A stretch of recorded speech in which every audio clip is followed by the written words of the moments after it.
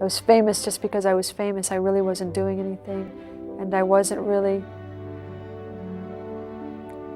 being an artist, and that's really what I wanted to be. Where are you going? No. In this career, I don't think I've been a risk taker. Excuse me? Because when you've got nothing to lose.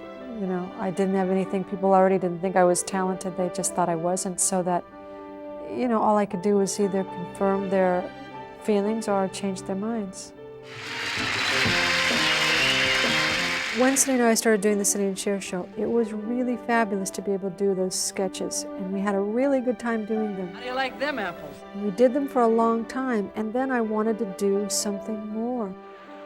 And a perfect and honest example of what people thought was I went to Joe Papp, and he said, "How do I know you're talented from all that crap you did on TV?"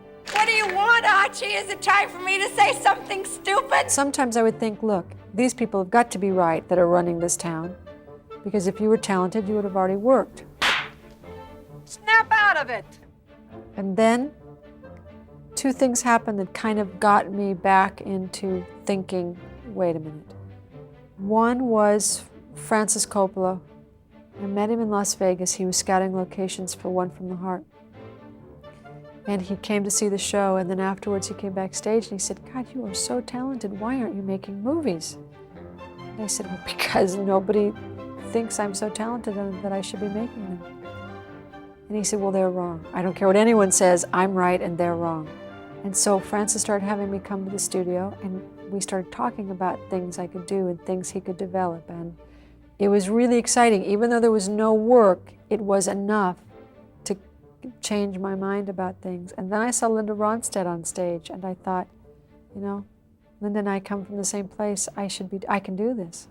And that's when I decided, all right, they won't let me into movies. I'll go to New York and I'll go off Broadway. It never really occurred to me that I would go on Broadway right out of the box, but that I had to give up, you know, making $300,000 a week in Las Vegas and say, if I really want to do it, it's now or never, because I don't have any more time.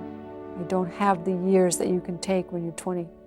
I've got to either do it now or forget it. And I just made this decision that I wasn't going to forget it.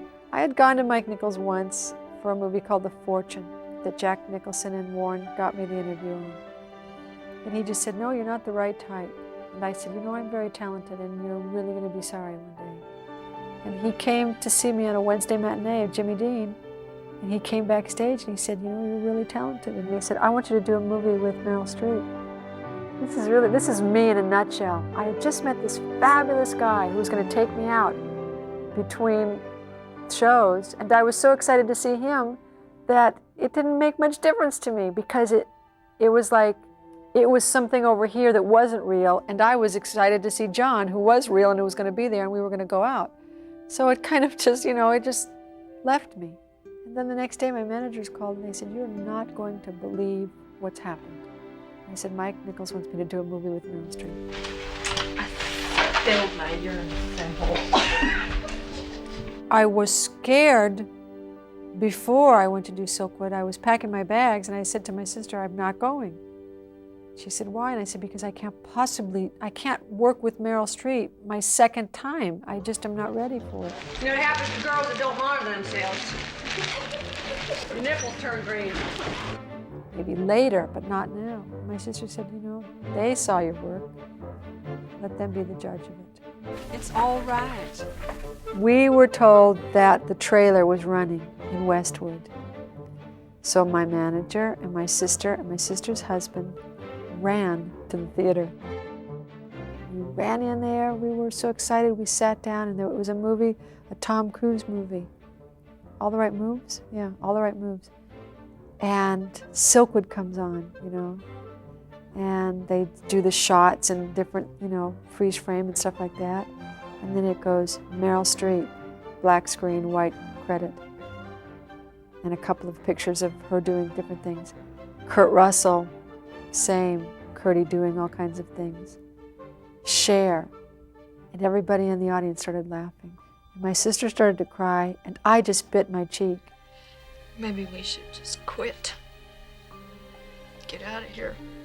It was very difficult because I had forgotten You know, I had forgotten that I wasn't a movie star.